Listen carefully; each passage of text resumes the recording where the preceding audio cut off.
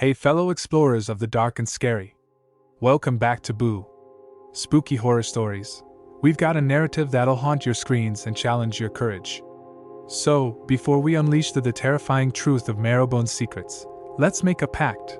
Hit that like button as if it's the key to your survival, and subscribe to join our Legion of the Brave, ensuring you never miss out on our weekly expeditions into the unknown. Ready your flashlights and steady your nerves. It's time to step into the terrifying truth of Marrowbone.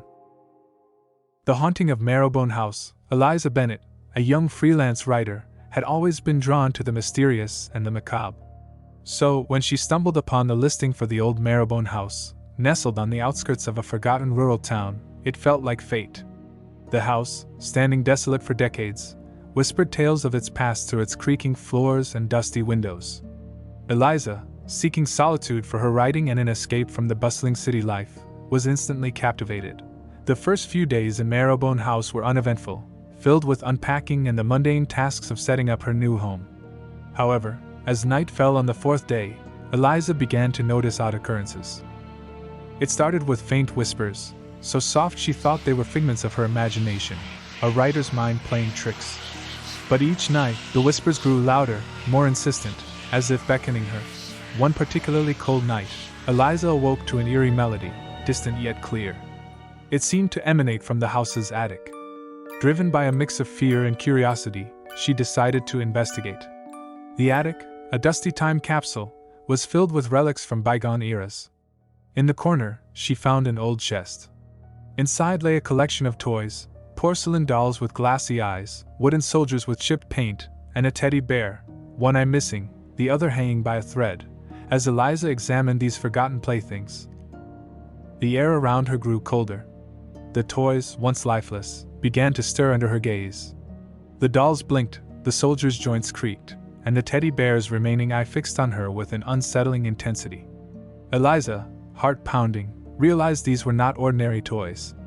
They were alive, imbued with a sinister life force. Panicked, Eliza tried to leave the attic, but the door slammed shut, as if moved by an unseen hand. The toys, now fully animated, advanced towards her. Their movements were jerky, unnatural. Eliza, backed into a corner, searched desperately for a weapon, a means of defense. Her hand found an old, rusted lamp.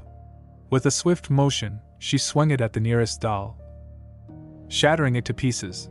This act seemed to enrage the other toys. They lunged at her, but Eliza fought back with a ferocity she didn't know she possessed. Amidst the chaos, she noticed a peculiar pattern on the floorboards.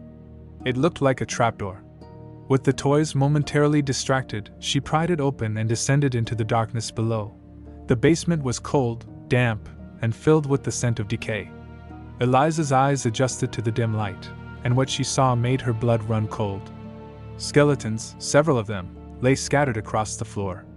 Among the bones were remnants of clothing and personal items, indicating these were the previous inhabitants of Marrowbone House. Eliza, her mind racing, pieced together the grim history of the house. These toys, cursed and malevolent, had claimed the lives of those who dared to live here. She needed to escape, to get out before she became another victim. But how? The toys were relentless, and the only exit from the basement was the trapdoor she had come through. As she pondered her next move, she noticed something peculiar about the skeletons. Each had a small, heart-shaped locket around its neck. On a hunch, Eliza gathered the lockets and opened them. Inside each was a picture of the toy that corresponded to the skeleton it was found with. A realization struck her. These lockets, they were connected to the toys, perhaps even controlling them. Without hesitation, Eliza began to destroy the lockets, one by one. As she did, the toys in the house above her started to lose their vigor, their movements becoming sluggish. With the last locket crushed under her foot, a silence fell over Marrowbone House. The toys, now lifeless once more, lay scattered across the floors. Eliza climbed out of the basement, her body aching, her mind exhausted. She knew she couldn't stay here any longer. As the first light of dawn broke through the windows, she gathered her belongings and left Marrowbone House behind, its secrets buried once again in the silence of its walls. In the weeks that followed, Eliza's experience at Marrowbone House became the basis for her most successful novel.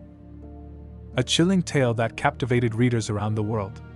But she never forgot the horrors she faced within those haunted walls, and she often wondered if the toys lay dormant, waiting for their next victim, or if their curse had finally been broken. And thus we close the chilling saga of Eliza Bennett and the secrets of Marrowbone House. Her journey, fraught with mystery and peril, reminds us of the resilience hidden within us all, even when faced with the unknown. What are your thoughts on Eliza's eerie adventure? Share your reflections in the comments below. And if you're captivated by stories of the uncanny and the courageous, don't forget to hit like, share, and subscribe. Join us again for more tales that tingle the spine and challenge the soul. Until our paths cross again in the shadows of the unexplained, remember, the mysteries we uncover are mirrors to our own courage.